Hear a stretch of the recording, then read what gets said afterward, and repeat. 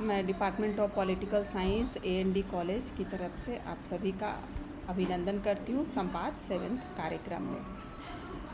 आज संवाद 7th कार्यक्रम में हमने जो हमारे यहाँ वेबिनार हुआ था उसका मैं निचोड़ प्रस्तुत करूँगी आप सभी के सामने। उसमें कई चर्चाएं हुई, उन चर्चाओं का जो निचोड़ है हम लोगों के पास उसको मैं आज प्रस्तुत करूँगी और वो है हमारा सस्टेनेबल डेवलपमेंट का। तो इस वेबिनार का आयोजन बेसिकली 3 ऑब्जेक्टिव्स को ध्यान में रखते हुए किया गया था। तो हमारा पहला ऑब्जेक्टिव था कि इस पैंडेमिक ने हमें बहुत स्पेस दिया है सोचने के लिए, हमें पास्ट, प्रेजेंट, फ्यूचर इन सब चीज़ों को इवेल्युएट हम अच्छी तरह से करें कि पास्ट से हम क्या सीख सकते हैं, क्या गलतियां हमने की, प्रेजेंट को हम कैसे अच्छा बनाएं, फ्यूचर के लिए हमें क्या करना है। तो इन चीज़ों को ध्यान में रखते हुए हम अपना डायरेक्शन तय करें। सेकेंड ऑब्जेक्टिव हमारा था न्यू एजुकेशन पॉलिसी को ध्यान में रखते हुए इस वेबिनार का आयोजन किया गया था कि एम्पायरिकल स्टडी, नॉर्मेटिव स्टडी, इन दोनों को हम एक साथ लेकर भी अपने लोगों को एजुकेट कर सकते हैं। और ट्रेडिशनल नॉलेज और साइंटिफिक नॉलेज जो कि कम्युनिटी नॉलेज कहलाता है, ये सस्टेनेबल डेवलपमेंट के लिए उपयोगी सिद्ध होता है। तो ये हमारा ऑब्जेक्टिव्स था बेसिकली, इसलिए हमने मल्टीडिसिप्लिनरी सेमिनार रखा साइंस और सोशल साइंस दोनों के साथ, ताकि हम लोग दोनों चीज़ों से कुछ अवेयर हों। क्योंकि ऑब्वियसली पॉलिटिकल साइंस है जो बहुत ही हॉलिस्टिक सब्जेक्ट है, जिसमें कहीं ना कहीं हर चीज़ की चर्चा इसमें हो जाती है। थर्ड हमारा जो सबसे मेन ऑब्जेक्टिव्स था इस वेबिनार का कि ग्रास रूट लेवल पर कैसे हम लोगों को अवेयर करें, एजुकेट करें, क्योंकि जब तक रूरल डेवलपमेंट नहीं होता है तब तक किसी भी चीज़ का डेवलपमेंट वो काउंट ही नहीं होता। हम कितना भी डेवलपमेंट कर लें, लेकिन जब तक आप रूरल स्तर पर, आप गाँवों को जब तक सुदृढ़ और संबल नहीं करते हैं तब तक हमारा कोई भी डेवलपमेंट अधूरा ही रहेगा, और ये बहुत ज़रूरी है। और मेन मकसद भी इस वेबिनार का ही था कि जो रिमोट एरियाज़ में जो कॉलेजेस हैं वहाँ हम किस तरह से लोगों को एजुकेट करें, लोगों के जो एक्टिव बने लोग, एजुकेशन के प्रति एक्टिव हो, उन लोगों में अवेयरनेस हो, पैसिव न रहे लोग। तो ये चीज़ मेन मकसद था कि कैसे लोग एक मास पार्टिसिपेशन की तरह जुड़े और एक इंटरेस्ट क्रिएट हो उनका एजुकेशन के प्रति, अवेयरनेस हो, जागरूकता हो। तो ये चीज़ मेन मकसद था इस वेबिनार का कि हम ज़्यादा से ज़्यादा ग्रास रूट लेवल पर लोगों को जोड़ें।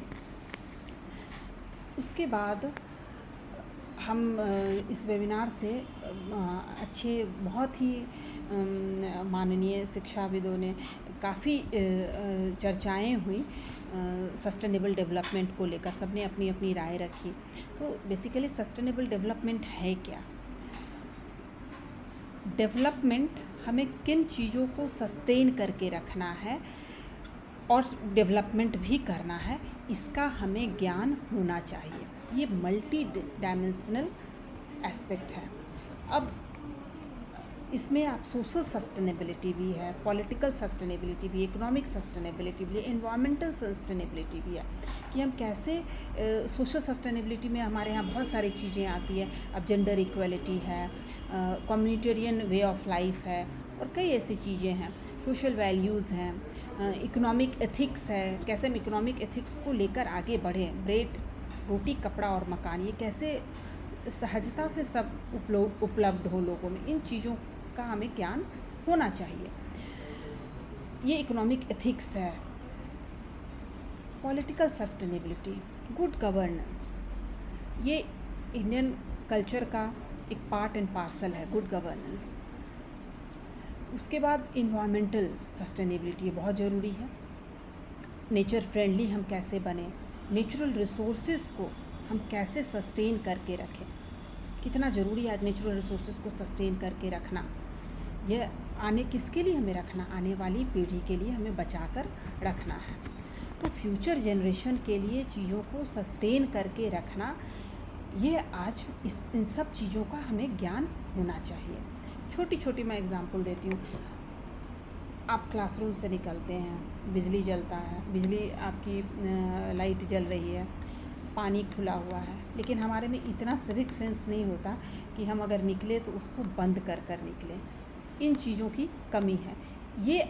इन चीज़ों का अवेयरनेस हमारे में होना चाहिए। सिविक सेंस की कमी कहीं ना कहीं हमारे में है, तो एजुकेट करें, छोटी छोटी चीज़ों से ही सीखना है, तो इसका भी अवेयरनेस हमें होना चाहिए। अपना जो कर्तव्य बोध है उससे हमें दूर नहीं हटना चाहिए, तभी हम चीज़ों को सस्टेन करके रख पाएंगे। नहीं तो एक कहानी के रूप में आने वाली जनरेशन्स को हम बताएंगे कि गंगा नदी हुआ करती थी, यमुना हुआ करती थी, जैसे सरस्वती बिल्कुल ही विलुप्त हो गई है। तो कैसे अब आने वाले जनरेशन्स को इन चीज़ों को बस कहानियों में ये न रह जाए, इसकी हम इतने कंज्यूम ना कर जाए अपने नेचुरल रिसोर्सेज को कि हम कुछ छोड़े ही नहीं आने वाली पीढ़ी के लिए। इसका ज्ञान हमें होना ज़रूरी है और इस पर हमें विचार करना होगा। उसके बाद एक विकास की कई मॉडल होते हैं, इस पर चर्चाएं हुई। वेस्टर्न कंसेप्ट है, सोशलिस्ट मॉडल है, इंडियन कंसेप्ट ऑफ मॉडल है, भारतीय अप्रोच टू लाइफ है। कौन सा मॉडल ज़्यादा उपयोगी सिद्ध होगा आने वाले समय में, वो हमें तय करना है। वेस्टर्न मॉडल बेसिकली किस चीज़ पर आधारित है? इंडिविजुअलिस्टिक कंसेप्ट है, कैपिटलिस्ट मोड ऑफ सोसाइटी है, मार्केट इकोनॉमी है, very little room for human consideration है वहाँ। फ्राइडमैन है, नॉजिक हैं, इन लोगों का मानना ही है बिल्कुल वो इंडिविजुअलिस्टिक पर्सपेक्टिव को ही और मार्केट इकोनॉमी को ही आगे बढ़ाते हैं। कंज्यूमर रिलेशन, बिल्कुल सब चीज़ों को मार्केट के दौरान ही मार्केट ही सब चीज़ तय करेगा, वहाँ ह्यूमन वैल्यूज़ का बहुत रोल नहीं है। तो ये चीज़ें हमारे यहाँ कहीं ना कहीं फिट नहीं होती है। सोशलिस्ट मॉडल हमारे सामने है, बिल्कुल ही एक एक्सट्रीम वे में लिबर्टी की बात करता है, तो दूसरा एक्सट्रीम वे में बिल्कुल ही अथॉरिटेरियन, वहाँ लिबर्टी है ही नहीं। चाइना का हमारे पास बेस्ट एग्जाम्पल है।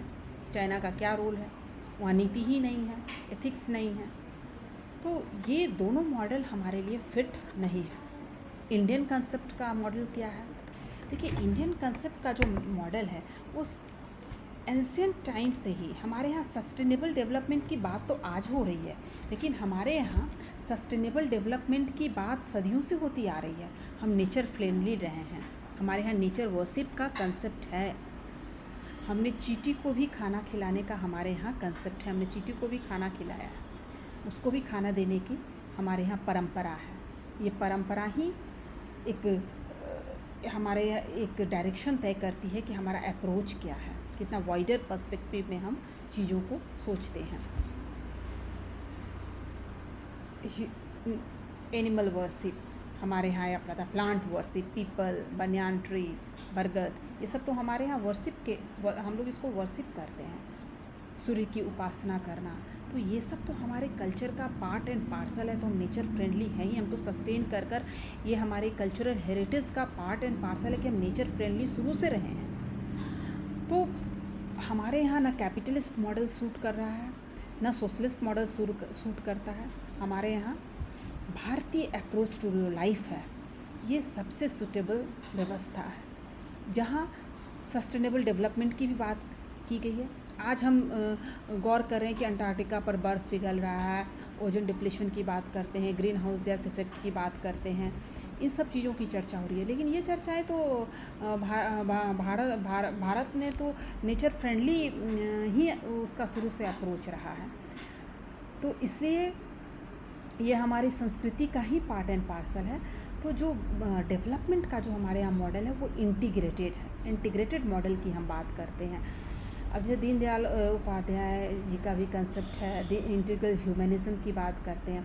उनका मानना ही था कि body, mind, intellect, soul, even हमारे यहाँ देखिए सोल के डेवलपमेंट की भी बात की गई है। ऐसा कोई भी राष्ट्र नहीं होगा जहाँ सोल के डेवलपमेंट की बात की गई हो। हमारे यहाँ तो सोल के डेवलपमेंट की भी बात की गई है कि जब तक इंडिविजुअल का टोटलिटी में डेवलपमेंट नहीं होगा तब तक वो डेवलपमेंट हो ही नहीं सकता है। और इंडिविजुअल जब उसका बॉडी, माइंड, इंटेलेक्ट, सोल ये सब डेवलप्ड होगा तभी वो डेवलपमेंट को भी आगे बढ़ाएगा और वही एक संतुलन बनाकर रख सकता है। उन्होंने अंत्योदय का कंसेप्ट दिया कि अंतिम पायदान पर खड़े रहे व्यक्ति का जब तक विकास नहीं होता है तब तक वह विकास हमारा अधूरा ही रहेगा। अंत्योदय का कंसेप्ट उन्होंने दिया। वेस्टर्न मॉडल क्या है, वहाँ तो सर्वाइवल ऑफ द फिटेस्ट है, greatest good of greatest number है। जो फिट है, स्पेंसर ने सीधे ही कह दिया, जो फिट है वो सर्वाइव करेगा, जो अनफिट है वो सर्वाइव नहीं करेगा। लेकिन हमारे यहाँ तो एक एक व्यक्ति का सर्वाइवल ज़रूरी है। ये डिफरेंस है कैपिटलिस्ट मॉडल, सोशलिस्ट मॉडल और भारतीय अप्रोच टू लाइफ। और ये आज बहुत ज़रूरी है कि हम इन चीज़ों का इवेल्युएट करें कि हमने कहाँ गलती की है और हमारा मॉडल ऑफ डेवलपमेंट जो था वो शुरू से ही सस्टेनेबल डेवलपमेंट का रहा है और कहाँ हमसे चूक हुई है इसका हम आकलन करें। और ये बहुत ज़रूरी है कि हम भारतीय अप्रोच टू लाइफ के अनुसार ही हम अपना डेवलपमेंट करें। और आज इसी की मांग है, डिमांड ऑफ टाइम यही है आज, और बहुत ही ज़रूरी है इसका। गांधी का जो कंसेप्ट था, गांधी जी का जो कंसेप्ट था ओसेनिक सर्कल का था। उन्होंने पिरामिड स्ट्रक्चर को बहुत नकारा है, ओसेनिक सर्कल का कंसेप्ट दिया। अब बताइए, उन्होंने ट्रस्टीशिप का जो कंसेप्ट दिया वो कॉर्पोरेट सोशल रिस्पॉन्सिबिलिटी की ओर आगे हमें बढ़ाता है। गांधी जी ने क्या कहा, मार्क्स की तरह उन्होंने टोटल रिवॉल्यूशन की बात नहीं की। गांधी जी ने बताया कि आप व्यक्ति के हृदय को परिवर्तन करो। वो कोई भी जो कैपिटलिस्ट है वो अपनी संपत्ति का वो ट्रस्टी खुद रहेगा, लेकिन उसका हृदय ऐसे आप परिवर्तन, उसको ऐसे शुरू से एजुकेट करो, हमारी एजुकेशन पॉलिसी ऐसी हो, ऐसा एजुकेट करो कि उसमें मोरालिटी पूर्ण हो। सोशल मोरालिटी की वो बात कर रहे हैं, उसमें इतनी मोरालिटी हो कि वो अपनी प्रॉपर्टी को वैसे लोगों में डिस्ट्रीब्यूट करे जिसके पास नहीं है। और ये चीज़ ज़बरदस्ती नहीं हो सकती है, ये हृदय परिवर्तन से ही हो सकती है। और ये है भारतीय अप्रोच टू लाइफ। मार्क्स की तरह वो रिवॉल्यूशन की बात नहीं करते हैं गांधी जी, एक डिफरेंस है। गांधी जी हृदय परिवर्तन की बात करते हैं कि आप ट्रस्टी हो अपने संपत्ति का, लेकिन आप लोगों के हृदय को परिवर्तन कर कर हर लोगों में डिस्ट्रीब्यूट करो। ये मोर इम्पॉर्टेंट है। इन चीज़ों को समझना होगा बहुत गहराइयों से हमें। गांधी जी का जो कंसेप्ट है आज कितना रेलेवेंट सिद्ध हो रहा है। अब देखिए, उन्होंने ग्राम स्वराज्य की बात की उस समय, और आज इसी चीज़ की आज ज़रूरत हो रही है। आत्मनिर्भर भारत की बात हम जो कर रहे हैं कि आप गाँवों को जब तक आत्मनिर्भर नहीं बनाइएगा, आपके ट्रेडिशनल विजडम जो है उसको आप सुरक्षित नहीं कीजिएगा, आप ट्रेडिशनल विजडम को नहीं सस्टेन करके रखिएगा, तब तक आप डेवलप कर ही नहीं सकते हैं। एक और कंसेप्ट आया इस वेबिनार के दौरान, मुझे बहुत अच्छा लगा। स्टेटस की बात आती है कि हम स्टेटस के दौरान अपने आप को, सोशल स्टेटस कभी कभी सिद्ध करने में समाज के सामने हम कई अनलिमिटेड वे में हम जो हमारे पास जो वस्तु है हम उसका दुरुपयोग करते हैं। अनलिमिटेड हमारे पास वस्तुएं होती है, संचय की जो प्रवृत्ति होती है, ये तो रियली ये गलत है। और ये स्टेटस सिंबल जो है उसको दिखाने के लिए जो हमें ये परिवर्तन लाना ज़रूरी है। इन सब चीज़ों में हमें ट्रेडिशनल विजडम जो है हमारा, उसको हमें सस्टेन करना है। आज आयुर्वेद है, योग है, हम इन चीज़ों की ओर आगे बढ़ रहे हैं। आज हम तुलसी, हर्बल प्लांट्स आज इतना हमारे लिए उपयोगी हो रहा है, सिद्ध हो रहा है। ये तो हमारे यहाँ सदियों से चली आ रही है। हमारे यहाँ सबसे पहले हमारे यहाँ सर्जरी की व्यवस्था पहले इतनी उन्नत थी। ये आज हम हमारे यहाँ सर्जरी की व्यवस्था पहले कितनी उन्नत थी, मेडिकल साइंस हमारे यहाँ कितना उन्नत था। तो ये जो ट्रेडिशनल विजडम है, अब जैसे खान पान व्यवहार का ही हम बात करें, खान पान में भी हमारा जो ट्रेडिशनल विजडम है, कैसे चीज़ों को जो हमारा हेल्थ और माइंड दोनों में बैलेंस्ड बना रहे, यही हमारा ट्रेडिशनल विजडम खान पान का भी रहा है। आज इतनी और मैकडोनल्ड की ओर हम आगे बढ़ रहे हैं, जो फास्ट फूड की ओर आगे बढ़ रहे हैं। हमारे यहाँ तो इनकी भी चर्चाएं, हमारे यहाँ फास्ट फूड, हमारे यहाँ सत्तू है, हमारे जो देश की खान पान व्यवस्था है, इनको हम कहाँ खो कर रख दिए हैं। आर्ट, कल्चर, अब जैसे मधुबनी पेंटिंग, ये इतना सुंदर पेंटिंग, मधुबनी पेंटिंग, इन चीज़ों को हमें कहाँ कैसे, अब बाँस की चीज़ें जो इतनी बनती हैं हमारे यहाँ, वो कितना विकसित रहता है, तो कैसे गाँवों को हम कितना आत्मनिर्भर बनाएं। हर एक व्यक्ति अपने पैतृक गांव को ही अगर वो आत्मनिर्भर बनाता है, जो जिसके योग्य है, कोई डॉक्टर है, कोई इंजीनियर है, कोई राजनीतिज्ञ है, या और भी जिस फील्ड, शिक्षा के क्षेत्र में, वो अपने पैतृक गांव में ही कुछ अगर कंट्रीब्यूट करने लगे तो हर गांव स्वावलंबी हो सकता है, क्योंकि हर गांव में कोई ना कोई व्यक्ति ऐसा है, टैलेंटेड है, जो उस गांव को स्वावलंबी बना सकता है। तो ये एक अभियान है। देखिए, गांधी जी ने पहले ही इन चीज़ों की व्यवस्था की, स्वदेशी का कंसेप्ट उन्होंने दिया, स्वदेशी स्पिरिट को हमेशा हाई करके रखें, क्योंकि जिस देश की स्वदेशी बिल्कुल, जहाँ स्वदेशी का कोई वैल्यू नहीं है, वह देश कभी भी आत्मनिर्भर बन ही नहीं सकता। इसलिए स्वदेशी का जो कंसेप्ट है गांधी जी ने जो दिया, ये कितना इम्पॉर्टेंट है। तो गांधी जी का जो कंसेप्ट वो बहुत दूरदर्शी, उनको जो कोई भी एक दार्शनिक जो होता है, उस समय के आगे काफ़ी चीज़ वो आकलन कर लेता है।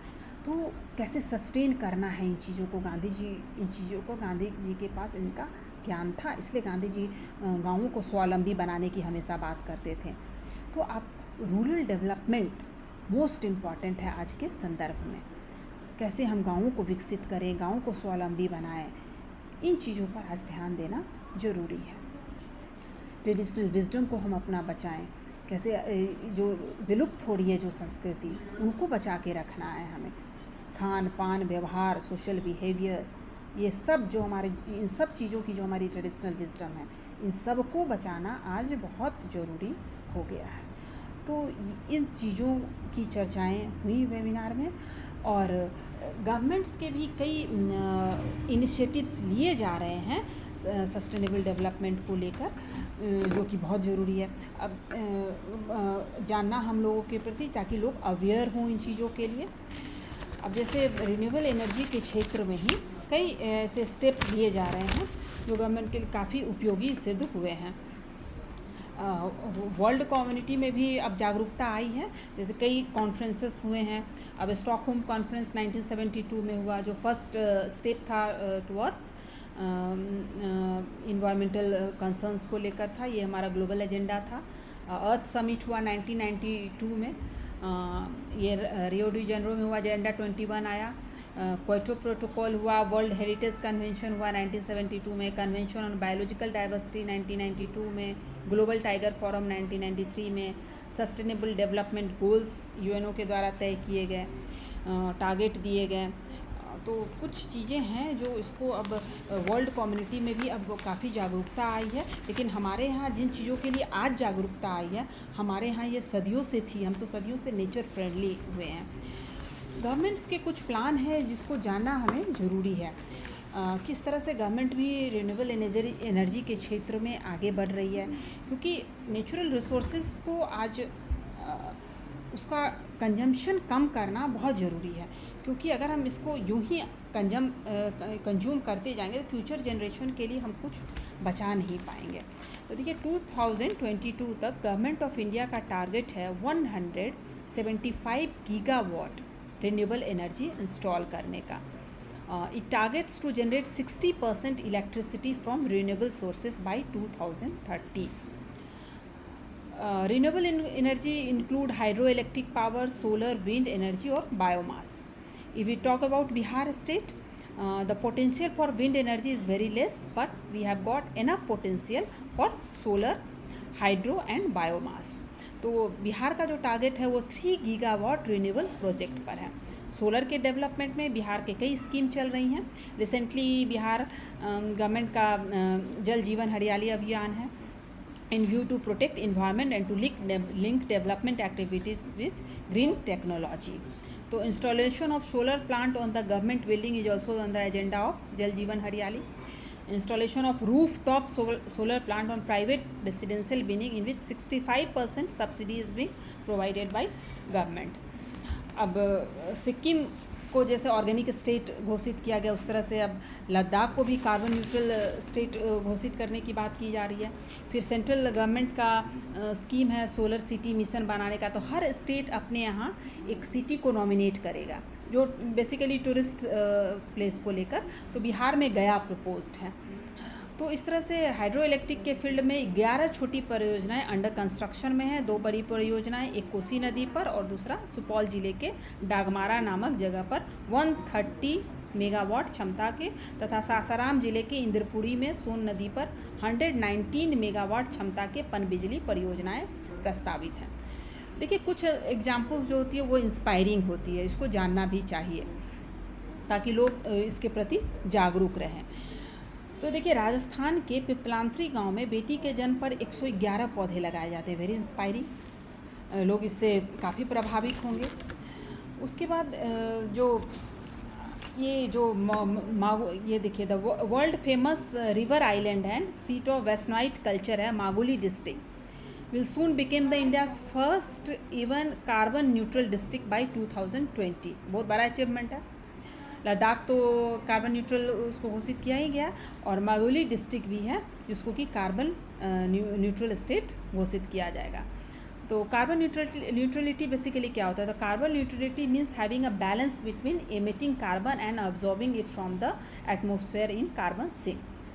तो भूटान को जैसे देखिए 2030 तक Bhutan plans to reach 0 carbon neutral की ओर आगे बढ़ रहा है।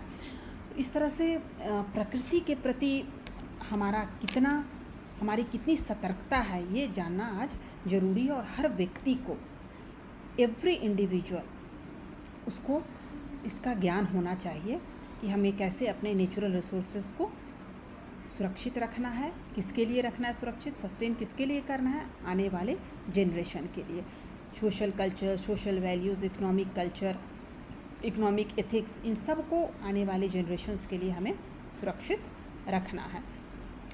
एक मैं विवेकानंद की एक चिट्ठी है जो मुझे बहुत अच्छी लगी, उसको मैं पढ़ना चाहूँगी कि और उसी से मैं इस संवाद का ये समापन करूँगी। विवेकानंद ने शिकागो से एक मद्रासी शिष्य थी अलासिंगा पेरुमाल को उन्होंने एक चिट्ठी लिखी। किस तरह से, देखिए, इस चिट्ठी लिखने का इसमें जो बेसिक इसका कंक्लूज़न क्या है इस चिट्ठी में, जो उन्होंने अपनी मद्रासी शिष्य अलासिंगा पेरुमाल को उन्होंने लिखा था शिकागो से। उन्होंने हर एक व्यक्ति को जिम्मेदार बताया, हर एक व्यक्ति को, एवरी इंडिविजुअल को उन्होंने जिम्मेदार बताया कि अगर एक व्यक्ति भी अगर हमारे यहाँ गरीबी रेखा से नीचे है तो उसके लिए हर वो व्यक्ति जिम्मेदार है जो उस गरीब के पैसा से पला बढ़ा है। सीधे सीधे उन्होंने चिट्ठी में स्पष्ट कहा कि हर उस आदमी को मैं विश्वासघाती समझूंगा जो उनके खर्च पर शिक्षित हुआ किंतु आज उनकी ओर ध्यान भी नहीं देता। वे लोग जिन्होंने गरीबों को कुचल कर धन पैदा किया है और अब ठाठ बाट से अकड़ कर चलते हैं, वे उन 20 करोड़ देशवासियों के लिए जो इस समय भूखे और असभ्य बने हुए हैं, कुछ ना करें तो वे घृणा के पात्र हैं। बहुत इंस्पायरिंग है विवेकानंद की ये चिट्ठी, इन्होंने अपने शिष्य अलासिंगा पेरुमाल को लिखा था। और ये हम सब के लिए ये एक सबक के रूप में हम इसको लें कि हर व्यक्ति को कर्तव्य बोध होना चाहिए। विकास किसी एक की चीज़ नहीं है कि वो किसी एक व्यक्ति का वो संपत्ति नहीं है नेचुरल रिसोर्सेस, बल्कि हमें ये कर्तव्य बोध हर व्यक्ति में जागरूक होना चाहिए।